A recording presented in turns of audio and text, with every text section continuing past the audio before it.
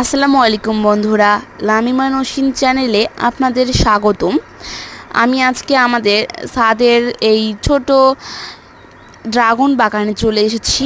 এখানে কিন্তু অনেক ড্রাগন ফল পেকে গেছে, আর এগুলো কিন্তু অতটাও পাকা না, হালকা পাতলা পেকে গেছে।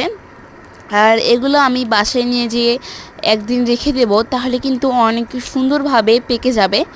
এই দেখেন, ভিতরটা কিন্তু অনেক গোলাপি গোলাপি ভাব। আর আমাদের এই ছাদ বাগানে ড্রাগনগুলো কিন্তু মোটামুটি অনেক বড় এবং খেতে কিন্তু অনেকটা বেশি মিষ্টি। আর আমার এই ড্রাগন ফল খেতে অনেক বেশি ভালো লাগে। আপনাদের কার কার ড্রাগন ফল খেতে ভালো লাগে কমেন্টে বলবেন।